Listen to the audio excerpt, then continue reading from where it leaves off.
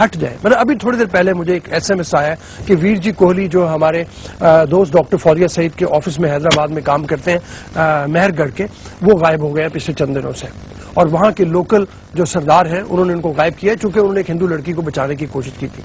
یہاں سے گلے شروع ہوتے ہیں کہ کمیونٹیز مائنورٹیز کے ساتھ جو اقلیت ہے اچھا سلوک نہیں ہوتا. وہ قائد اعظم نے برابری والا کہا تھا, وہ سلوک نہیں ہوتا. اس طرح کے کوئی گلے ہیں, جب اس سے ہم ہٹ جاتے ہیں اس کی بات کی جائے. جہاں تک گلوں کی بات ہے, یہ گھڑی ایسی نہیں کہ ان گلوں کو زبان پہ لایا جائے, لیکن اگر آپ پوچھ رہے ہیں تو گلے بہت ہیں. گلے اس حد تک ہیں کہ چاہے ہم آگے بڑھ کے کتنی بھی سچائی کا ثبوت دیں, ہمیں یہ احساس ہوتا ہے کہ دشمن کا دوسرا نام ہندو رکھا ہوا ہے اس کلچر میں. آپ کسی بھی ہندو سے بات کر کے دیکھ لیں, پوچھیں راہ چلتے ہوئے آپ کون ہے, وہ کہے گا میں نان مسلم ہوں. آپ پوچھیں گے کیا مطلب نان مسلم کا, چپ رہے گا.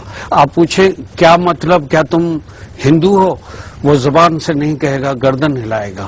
ڈر ہے کہ اگر میں نے ڈکلیئر کر دیا ہندو ہوں تو مجھے کوئی نہ کوئی آفت آئے گی.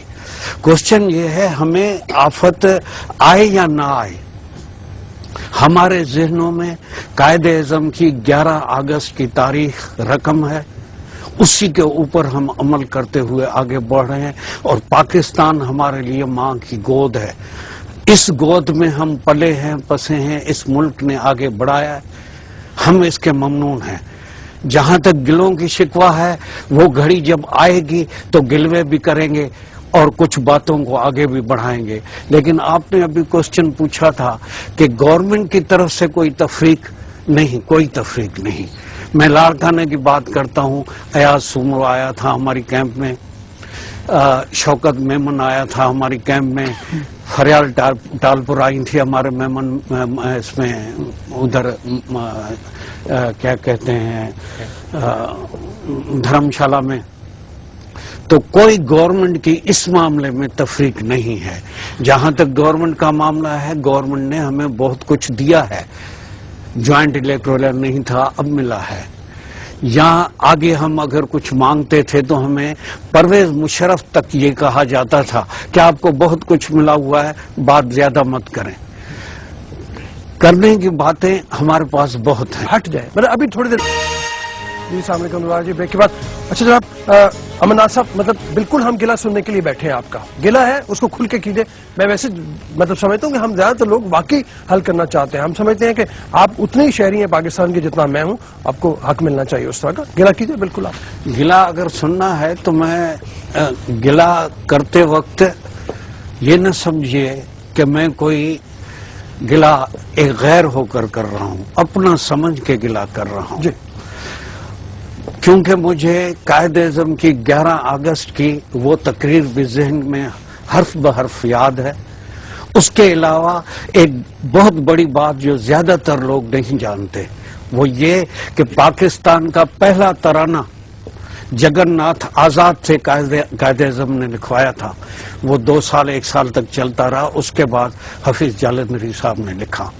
تو ہم قائد اعظم کے اس رویے کو اور اس اعلان کو کہ مذہب اسٹیٹ کی دخلداری سے دور ہوگا, ہم اسی کو ایک تکیہ بنا کے آگے بڑھ رہے ہیں. جہاں تک شکایتوں کی بات ہے, ہمیں زیادہ تر گلہ اس چیز کا رہتا ہے کہ چھوٹی چھوٹی بچیاں کڈنیپ کی جاتی ہیں, اور جب اول تو پولیس ان کا کوئی FIR لاج نہیں کرتی. مجھے یاد ہے میرا ابھی ایک بیان چھپا تھا کہ کم سے کم 20-25 لڑکیاں کڈنیپ ہو رہی ہیں, خاص کر کے سندھ کے اندر, کم عمر کی, اور ان کو کنورٹ کیا جاتا ہے. لیکن جب پولیس کے پاس جاتے ہیں تو نہ FIR کٹتی ہے. اگر کسی 5-6 کی FIR کٹ بھی جاتی ہے تو جو اس کا حشر ہوتا ہے, خدا معاف کرے کہ میں کورٹ کی عدالت میں دیکھتا رہتا ہوں, C کلاس میں کیس کر دیا گیا, کڈنیپنگ کی گئی ہے, تھانے پہ نکال کے لڑکے کو اور لڑکی کو لایا گیا ہے, 1 دن 2 دن اس کو بٹھایا گیا ہے, اور بٹھانے کے بعد قبول اسلام کی سند لا کے سامنے رکھی جاتی ہے کہ اس نے تو اسلام قبول کر لیا, کوئی گناہ نہیں ہوتا. مجھے بتائیے, کیا پاکستان کے قانون میں کڈنیپنگ کوئی گناہ نہیں؟ اسلام قبول کرنے سے ہر گناہ دھل جائے گا؟ ہمیں یہ بڑی تکلیف ہے. کم سے کم اس کڈنیپنگ کے کیس کو تو روانی رکھیے. ابھی موجودہ کیس موجود ہے ایک کورٹ میں، میرا خود کیس چل رہا ہے، میں وکیل ہوں، 40 سال کی اسٹینڈنگ ہے، ہیومن رائٹس کا کاؤنسلر ہوں. اس لحاظ سے میں ایسے غریب طبقوں کو آگے بڑھ کے مدد کرتا ہوں. میں نے ابھی ایک سیشن کورٹ میں کیس داخل کیا ہے. بخدا رؤوف صاحب یقین کیجئے گا، میں نے پہلے دن عدالت کو کہا تھا لڑکی کو لائیے، لڑکی کی عمر 21 سال ہے، اگر لڑکی کہہ دے گی میں مسلمان ہو گئی ہوں تو ہم کبھی بھی اس کو چھیڑیں گے نہیں، کوئی جھگڑا نہیں ہوگا. جج صاحب نے کہا بہت اچھی بات کر رہے ہو.